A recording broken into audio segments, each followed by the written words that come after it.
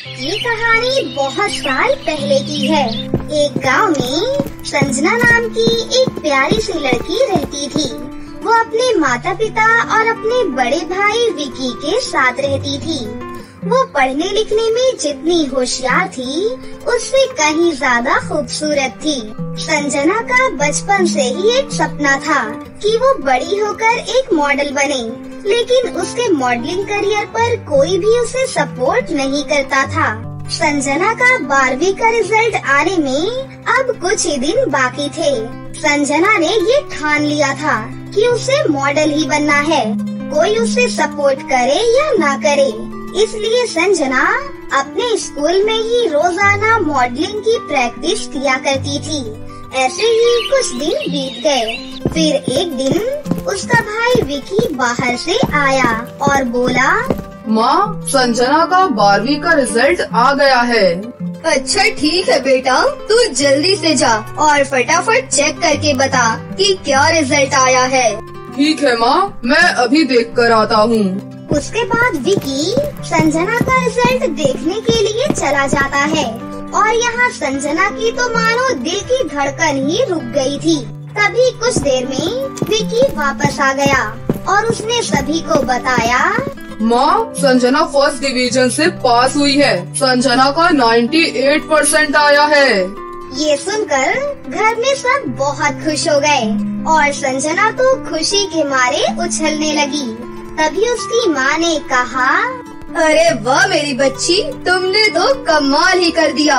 तुम्हारे कितने अच्छे मार्क्स आए हैं। लेकिन बेटा ये तो बताओ कि अब तुम आगे क्या पढ़ोगी। संजना को अच्छे से पता था कि अगर उसने अपने घर वालों में से किसी को भी ये कहा कि उसे मॉडल बनना है तो इसकी परमिशन उसे नहीं मिलेगी। इसलिए संजना ने कहा, माँ, मुझे डॉक्टरी की पढ़ाई करनी है और उसके लिए मुझे शहर जाना होगा। ये सुनकर संजना के माता पिता और उसका भाई भी बहुत खुश हो गए। तभी उसके पापा ने कहा, अरे वाह बेटा, मुझे तुमसे यही उम्मीद थी। अच्छा हुआ तुमने अपने दिमाग से मॉडल बनने का ख्याल निकाल दिया। अब तुम आराम से शहर जाओ और मन लगाकर अपनी पढ़ाई करो। इस तरह सभी लोग खुशी खुशी मान गए और सबने संजना को शहर भेज दिया। संजना अभी फर्स्ट ईयर में थी। उसको कॉलेज ज्वाइन किए हुए अभी 3 महीने हुए थे। फिर एक दिन कॉलेज में एक नोटिस इशू हुई सभी बच्चों के लिए। सभी बच्चे ध्यान से सुने, हमारे कॉलेज में फैशन शो होने वाला है और इस शो में हमारे आसपास के सभी कॉलेज के बच्चे भी हिस्सा लेंगे। मैं चाहता हूँ कि इस फैशन शो का अवार्ड हमारे कॉलेज में आए। जिन भी लड़के या लड़कियों को इस फैशन शो में अपना नाम लिखवाना है, वो अपना नाम लिखवा दे। ये सुनकर संजना की खुशी का तो कोई ठिकाना ही नहीं था, क्योंकि वो जो बनना चाहती थी वो खुद उसके पास चल कर आया था। संजना ने तुरंत ही अपना नाम लिखवा दिया, लेकिन सबसे बड़ा सवाल था कि उसके पास फैशन के लायक कोई भी कपड़े नहीं थे, जिस वजह से बेचारी संजना उदास हो जाती है। फिर एक दिन संजना हॉस्टल से कॉलेज जा रही होती है। तभी उसे कुछ अजीब सी आवाजें सुनाई देती हैं।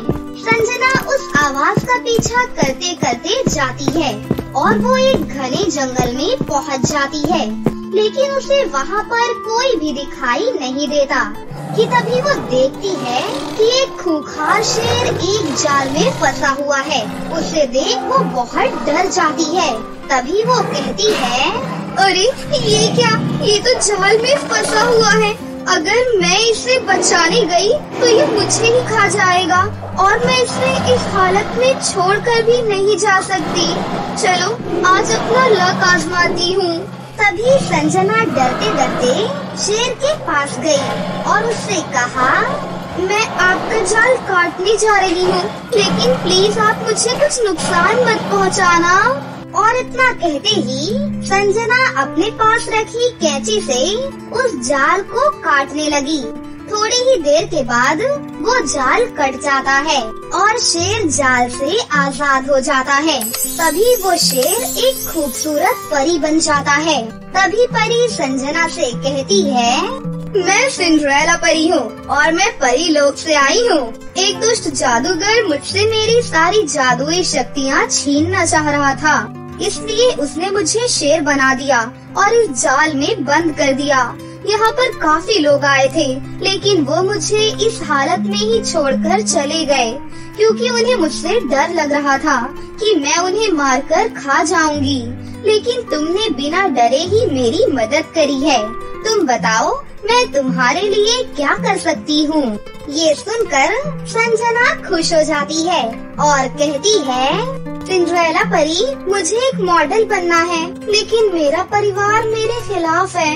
हमारे कॉलेज में फैशन शो होने वाला है और मैंने उस फैशन शो में हिस्सा भी लिया है, लेकिन मेरे पास इतने पैसे नहीं है कि मैं अच्छे अच्छे कपड़े और सैंडल खरीद सकूं, और मैं अपने घर वालों को भी ये बात बता नहीं सकती हूँ। तभी सिंड्रेला परी अपनी जादुई छड़ी घुमाती है। ये लो संजना, ये लहंगा और पर्स तुम्हारी बहुत मदद करेंगे। इस लहंगे से तुम जो भी कपड़े मांगोगी वो तुम्हें दे देगा, और इस पर्स में से तुम जितने चाहो उतने पैसे निकाल सकती हो। संजना जादुई लहंगा और पर्स पाकर बहुत खुश होती है। फिर सिंड्रेला परी भी वहाँ से चली जाती है और संजना वो लहंगा और पर्स लेकर अपने हॉस्टल वापस चली गई। तभी संजना ने सोचा, एक बार देखती हूँ कि सच में क्या इस लहंगे और सैंडल से कोई जादू होता है। तभी संजना ने उस जादुई लहंगे से कहा, हे जादुई लहंगे, मुझे एक सुंदर सी फ्रॉक चाहिए।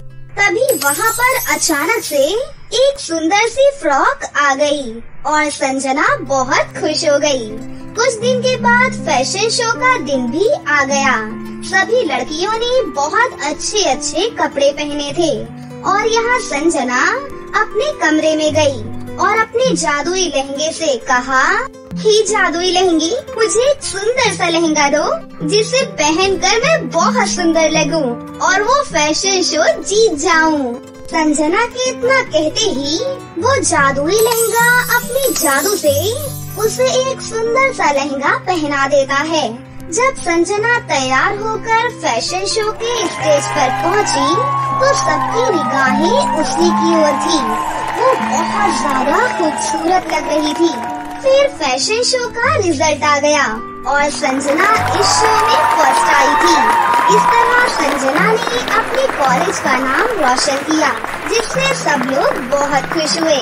इतना ही नहीं, बल्कि अब संजना को काफी जगह से ऑफर्स आ रहे थे। साथ ही उसे मिस वर्ल्ड के लिए भी ऑफर आते हैं। संजना अब अपनी मंजिल से कुछ ही कदम दूर है। संजना को जादुई लहंगे से अब सुंदर सुंदर कपड़े मिल जाया करते थे और जादुई पर्स से वो ढेर सारे पैसे भी निकाल लेती थी। और तो और संजना के कपड़े सबसे ज्यादा सुंदर और चमकीले होते थे, जिससे सबकी नजर संजना की ओर ही रहती थी। और इसी तरह संजना ने अपना मॉडल बनने का सपना पूरा कर लिया और अब वो सबसे बड़ी मॉडल बन चुकी थी।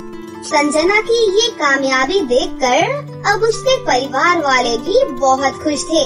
साथ ही उन्हें अपनी गलती पर भी पछतावा होता है। बेटा, हमें माफ कर दो, हमने पहले तुम्हें मॉडल बनने से रोका, लेकिन आज तुम सबसे बड़ी मॉडल बन चुकी हो। हमें तुम पर बहुत गर्व है बेटा।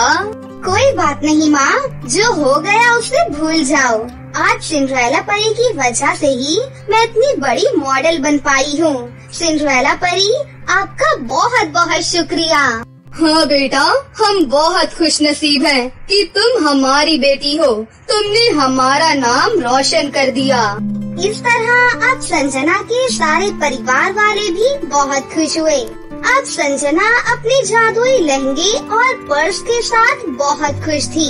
फिर वो हंसी खुशी से अपने परिवार के साथ रहने लगी। एक गांव में पिंटू और अंजू दोनों अपनी माँ के साथ रहते थे। कुछ समय पहले उनके पिता की मृत्यु हो गई थी। उनकी माँ को उसके पापा की कुछ पेंशन आती थी, जिससे वो अपना और अपने दोनों बच्चों का गुजारा करती थी। दोनों भाई बहन पास के एक सरकारी स्कूल में पढ़ने जाते थे। उसके पापा के जाने की वजह से उनकी माँ की तबीयत हमेशा खराब ही रहती थी। एक दिन उसकी माँ की तबीयत बहुत ज्यादा खराब हो जाती है। तभी उनके छोटे देवर कुमार और उनकी पत्नी शर्मिला उनसे मिलने आते हैं। देवर जी, अब मेरी जिंदगी का कोई भरोसा नहीं है। पता नहीं अब मैं कितने दिन और जीऊंगी। मेरे मरने के बाद तुम मेरे दोनों बच्चों को अपने साथ रखना, नहीं तो मेरी आत्मा को शांति नहीं मिलेगी। भाभी, आप ऐसा न बोले, आपको कुछ भी नहीं होगा भाभी माँ। देवर जी, मैं आपके आगे हाथ जोड़ती हूँ, मेरे दोनों बच्चों को अपने साथ रख लेना। अरे भाभी, आप चिंता क्यों करती हैं? मैं इन दोनों बच्चों को अपने साथ ही रखूंगा और इनका बहुत अच्छे से ख्याल रखूंगा। अरे वाह, खुद ही सारे फैसले ले रहे हो। अरे हमने क्या अपने घर में अनाथ आश्रम खोल रखा है जो इन दोनों को उठाकर अपने घर ले चले? शर्मिला, कुछ तो शर्म करो। ये तुम कैसी बातें कर रही हो? तुम्हें शर्म आनी चाहिए। यहाँ मेरी भाभी की तबीयत खराब है और तुम उनके सामने इतनी घटिया बातें बोल रही हो। अरे अच्छा ही है जेठानी जी मर जाएं और इन दोनों मनहूसों को भी अपने साथ ले जाएं। खुद तो मर जाएंगी और इन दोनों को हमारी छाती पर छोड़ जाएंगी। शर्मिला की ये बातें सुनकर उसकी भाभी बेचारी रोने लग जाती है। अपनी भाभी को रोता हुआ देख कुमार को गुस्सा आता है और वो शर्मिला को एक जोरदार थप्पड़ मारता है। मनहूस ये बच्चे नहीं, मनहूस तुम हो। यदि तुम्हें मेरे साथ रहना है तो तुम रह सकती हो, नहीं तो अपना बैग उठाकर घर से बाहर निकल जाओ। तुम्हारी सारी इच्छाएं, सभी ऐश और आराम मैं पूरा करता हूँ, इसीलिए तुम ज्यादा सिर चढ़ गई हो। भाभी, आप इस चुड़ैल की बातों पर ध्यान न दें। इसकी तरफ से मैं आपसे माफी मांगता हूँ भाभी, और आप चिंता न करें, मैं इन दोनों बच्चों का बहुत अच्छे से ध्यान रखूंगा। कुमार की ये बात सुनकर उसकी भाभी खुश हो जाती है और उसी समय दम तोड़ देती है। अपनी भाभी का अंतिम संस्कार करने के बाद कुमार उन दोनों बच्चों को अपने साथ अपने घर ले जाता है। कुमार की अपनी भी एक बेटी थी जिसका नाम रागिनी था। रागिनी अपनी माँ की तरह ही जिद्दी और बिगड़ैल थी। सुनो, आज से ये दोनों बच्चे यहीं रहेंगे। इन दोनों को यहाँ रहने से यदि किसी को प्रॉब्लम है तो वो घर छोड़कर जा सकता है। ये दोनों भाई बहन अब से मेरे ही बच्चे हैं। कुमार उन दोनों बच्चों का अपनी बेटी के स्कूल में नाम लिखवा देता है। फिर तीनों बच्चे एक साथ स्कूल जाने लगते हैं। इसी तरह से खुशी खुशी दिन बीत रहे थे। फिर एक दिन, शर्मिला, मेरा 2 महीने का विदेश में सेमिनार है, मैं वहाँ जा रहा हूँ। मेरे पीछे से इन दोनों बच्चों का बहुत अच्छे से ख्याल रखना। अगर मुझे कोई भी शिकायत मिली तो मैं तुम्हें कभी माफ नहीं करूँगा। कुमार की ये बात सुनकर शर्मिला और उसकी बेटी बहुत खुश हो जाती हैं। आप आराम से जाओ जी, आपको किसी भी बात की कोई शिकायत नहीं मिलेगी। मैं इन दोनों बच्चों का बहुत अच्छे से ख्याल रखूंगी। कुमार घर से बाहर चला जाता है। उसके जाते ही रागिनी और उसकी माँ दोनों बच्चों को मारने लगती हैं। क्यों रे मनहूस, तुम दोनों की वजह से मेरे पति ने मुझ पर हाथ उठाया था, मुझे भला बुरा कहा था। मैं अब तुम दोनों को जिंदा नहीं छोड़ूंगी। तुम दोनों को इसकी कीमत चुकानी पड़ेगी। आज से घर का सारा काम तुम दोनों अकेले करोगे और आज से तुम्हारा स्कूल जाना भी बंद, समझे? चाची, आप पिंटू से काम मत करवाइए। पिंटू अभी बहुत छोटा है। आप जो भी कहेंगी वो मैं करूँगी चाची जी। क्या ये छोटा है? मुझे तो नहीं लग रहा छोटा। इसका मुंह देख कितना बड़ा है। 1 मिनट में 4-4 रोटियां खा जाएगा ये, और काम करने में इसे छोटा बता रही है। देखो मॉम, कैसे कैसे बहाने बना रही है हमारे सामने। तुम मुझे मत सिखा कि मुझे क्या करना है क्या नहीं। तुम दोनों मिलकर घर का सारा काम करोगे। अगर काम नहीं किया तो फिर तुम्हारी बहुत पिटाई होगी। उसके बाद से दोनों माँ बेटी दोनों भाई बहन से घर का सारा काम करवाती हैं और रात को सिर्फ एक बार ही खाने के लिए बासी खाना देती हैं। सोने के लिए बिस्तर भी नहीं देती। दोनों भाई बहन किचन में जमीन पर सोया करते थे।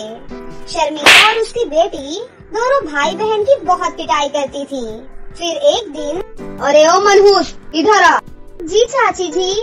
तुम दोनों ये मटके उठाओ और कुएं से पानी भर कर लाओ। आज घर में पानी नहीं आ रहा है। चाची जी, मैं 2 बार पानी ले आऊंगी, लेकिन पिंटू को मेरे साथ मत भेजो। पिंटू अभी बहुत छोटा है। चाची जी, इतना वजन वो नहीं उठा पाएगा। शर्मिला अंजू को एक जोरदार का थप्पड़ मारती है। मैंने कहा ना, मुझे मत सिखाया कर कि मुझे क्या करना है और क्या नहीं। एक बार मैंने बोल दिया तो मतलब बोल दिया। दोनों भाई बहन जाओ और जाकर पानी लेकर आओ। और ध्यान रखना, समय से घर नहीं आए तो तुम दोनों की बहुत पिटाई होगी और रात का खाना भी नहीं मिलेगा। दोनों मासूम भाई बहन मटका उठाकर पानी लेने चले जाते हैं और वहीं कुएं के पास बैठकर जोर जोर से अपनी माँ को याद करके रोने लगते हैं। माँ, आप हमें छोड़कर क्यों चली गई? माँ, वापस आ जाओ ना माँ। चाची बिल्कुल भी अच्छी नहीं है, वो हमें बहुत मारती है। माँ, वापस आ जाओ ना माँ। इतना बोलकर अंजू जोर जोर से रोने लगती है। तभी वहाँ पर उसकी मरी हुई माँ की आत्मा प्रकट हो जाती है। अरे मेरे बच्चों, रो नहीं, ये देखो मैं तुम्हारे सामने खड़ी हूँ। अपनी माँ को देखकर दोनों भाई बहन बहुत खुश हो जाते हैं। माँ, आप वापस आ गई। माँ, हमें चाची जी के साथ नहीं रहना। चाची बहुत बुरी है, वो हमें बहुत मारती है और हमसे पूरे घर का काम भी करवाती है और पिंटू से भी सारे काम करवाती है। माँ, मुझे सब पता है बेटा कि तुम्हारे ऊपर वो दोनों माँ बेटी कितना अत्याचार करती हैं। लेकिन अब तुम चिंता मत करो बेटा, अब तुम्हारे सारे दुख खत्म हो जाएंगे और उन्हें उनके किए की सजा भी जरूर मिलेगी। इतना बोलकर उनकी माँ अपने जादू से वहाँ पर 2 जादुई सोने और चांदी के पर्स प्रकट करती हैं। बेटा, ये 2 जादुई सोने और चांदी के पर्स हैं। ये तुम्हें हर मुसीबत से बचाएंगे और तुम्हारी सारी मनोकामनाएं भी पूरी करेंगे। अच्छा बेटा, अब मेरे जाने का समय हो गया, अब मैं चलती हूँ। इतना बोलकर उनकी माँ वहाँ से गायब हो जाती हैं और दोनों भाई बहन पर्स उठाकर वहाँ से अपने घर चले जाते हैं और उन्हें ले जाकर किचन में रख देते हैं। फिर एक दिन, सुनो तुम दोनों, मैं और मेरी बेटी आज पार्टी में जा रहे हैं। तुम दोनों को मैं एक कमरे में बंद करने जा रही हूँ। यदि पीछे से तुम दोनों ने चोरी कर ली तो और मेरे घर से भाग गए तो, इसीलिए मैं तुम दोनों को एक कमरे के अंदर बंद कर रही हूँ। नहीं चाची, आप ऐसा मत करो, मुझे बंद कमरे में बहुत डर लगता है। चाची जी, हम कुछ भी नहीं चुराएंगे। हम इस घर के सिवा कहाँ जा सकते हैं चाची जी? हमारा कोई अपना नहीं है आपके सिवा। आप हमें बंद ना करें, हम पूरे घर का ख्याल रखेंगे। तुम दोनों अपनी बकवास बंद करो। यदि मेरे सामने ज्यादा बोली तो तुम्हारी जुबान खींच लूंगी। शर्मिला उन दोनों बच्चों को कमरे में बंद करके चली जाती है। दीदी, मुझे बहुत डर लग रहा है दीदी। कोई बात नहीं छोटे, मैं हूँ ना तेरे साथ, तू बिल्कुल भी मत डर। मासूम पिंटू को डर की वजह से चक्कर आ जाते हैं और वो वहीं पर बेहोश हो जाता है।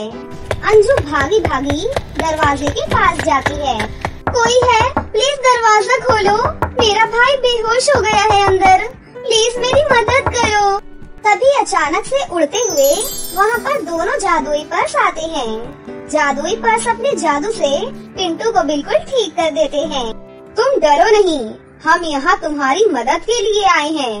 तुम दोनों बहुत ही नेक दिल की लड़कियाँ हो। इतनी मुसीबत होने के बावजूद भी तुमने हमें खोलकर भी नहीं देखा। हम जादुई पर्स हैं। तुम हमारे अंदर से बहुत सारे सोने और चांदी के सिक्के निकाल सकती हो। अंजू और पिंटू दोनों पर्स में हाथ डालते हैं और उन्हें बहुत सारे सोने और चांदी के सिक्के मिल जाते हैं। तभी थोड़ी देर के बाद उनकी चाची घर आ जाती हैं। चाची जी, हम आपका ये घर छोड़कर जा रहे हैं। अब इस घर में हम कभी नहीं आएंगे। इतना बोलकर दोनों भाई बहन घर छोड़कर चले जाते हैं और जादुई पर्स की मदद से दोनों एक बहुत बड़ा घर बना लेते हैं और खुशी खुशी उसमें रहने लगते हैं। दोनों भाई बहन अपनी आगे की पढ़ाई पूरी करते हैं। उधर उनके चाचा की नौकरी चली जाती है और अचानक से उनके घर में आग लग जाती है। उसके बाद पूरा परिवार सड़क पर आ जाता है। एक दिन दोनों भाई बहन स्कूल से वापस आ रहे थे। तभी वो दोनों अपने चाचा को देख लेते हैं और भागे भागे उनके पास जाते हैं। चाचा जी, ये क्या हुआ? आप इस तरह से क्यों बैठे हुए हैं? फिर अंजू के चाचा उन्हें वो सारी बातें बताते हैं। चाचा जी, आप हमारे घर चलिए और हमारे साथ रहिए। दोनों भाई बहन अपने चाचा चाची और उसकी बेटी को अपने घर ले आते हैं। उसके बाद चाची और उसकी बेटी को अपनी गलती का एहसास हो जाता है। उसके बाद से सभी लोग मिलकर एक साथ हंसी खुशी रहने लगते हैं। एक बार की बात है, किसी गांव में इशिका नाम की एक लड़की रहती थी जो अनाथ थी। उसका इस दुनिया में कोई भी नहीं था। एक दिन वो मछली पकड़ने के लिए तालाब पर चली जाती है तो वहाँ उसे एक जल परी दिखाई देती है जिसे किसी ने कैद कर रखा होता है। जल परी इशिका को देखकर बहुत ज्यादा खुश हो जाती है और वो उससे कहती है, सुनो लड़की, प्लीज मुझे आजाद कर दो। यहाँ मुझे कुछ लोगों ने कैद कर लिया है और वो लोग थोड़ी ही देर बाद आकर मुझे मार देंगे, तो मुझे इस जाल से आजाद कर दो। इशिका से जल परी की ये हालत देखी नहीं जाती और वो उस पिंजरे का ताला तोड़कर उस जल परी को आजाद कर देती है और वहाँ तालाब में उसे छोड़ देती है। जल परी इशिका का एहसान चुकाने के लिए उसे एक जादुई पर्स देती है और उससे कहती है कि ये पर्स तुम्हें पैसे देता रहेगा, जितने तुम चाहो उतना पैसा निकाल सकती हो इसमें से। फिर इतना कहकर जल परी वहाँ से चली जाती है। इशिका वो जादुई पर्स पाकर बहुत ज्यादा खुश हो जाती है और वो सोचती है, इन पैसों से मैं अपने लिए एक अच्छा सा घर खरीद लूंगी और गरीबों की भी मदद करूंगी। और कुछ दिनों के बाद इशिका अपने लिए एक नया घर खरीद लेती है और उसमें खुशी से रहने लगती है और उसके साथ साथ वो गरीबों को भी बहुत सारे पैसे देने लगती है। फिर एक दिन वो कुछ सामान लेने के लिए बाजार जाती है तो उसे एक अपाहिज लड़का दिखाई देता है जो भीख मांग रहा होता है, लेकिन कोई भी उसकी मदद नहीं करता, कोई भी उसे पैसे नहीं देता है, सब उसे इग्नोर करके चले जाते हैं। ये देखकर इशिका को ख्याल आता है कि मुझे इन गरीबों के लिए कुछ करना चाहिए। फिर कुछ दिन के बाद इशिका एक अनाथ आश्रम बना देती है और गरीब लोगों से कहती है कि आज के बाद आप लोग यहीं पर रहेंगे। आप लोगों को खाने पीने की सभी चीजें यहाँ पर मुफ्त में मिलेंगी। अब आप लोगों को भीख मांगने की कोई जरूरत नहीं है। फिर एक दिन अचानक इशिका की सहेली उसे ये सब कुछ करते हुए देख लेती है और उससे पूछती है कि अरे तुम्हारे पास इतने सारे पैसे कहाँ से आ गए? फिर इशिका अपनी सहेली प्रियंका को जल परी के उस जादुई पर्स के बारे में बता देती है। ये सब सुनकर प्रियंका के मन में लालच आ जाता है और अगले दिन वो तालाब के किनारे चली जाती है और वहाँ पहुँचकर जोर जोर से रोने लगती है। जल परी उसकी आवाज सुनकर बाहर आती है और उससे रोने की वजह पूछती है तो प्रियंका कहती है कि मैं एक अनाथ लड़की हूँ और मेरा इस दुनिया में कोई भी नहीं है। क्या आप मुझे कोई जादुई पर्स दे सकती हैं जो आपने कुछ दिन पहले मेरी सहेली इशिका को दिया था? मैं बहुत गरीब हूँ। जल परी को उसके ऊपर दया आ जाती है और वो अपना एक बाल जमीन पर फेंक देती है जो एक जादुई पर्स में बदल जाता है।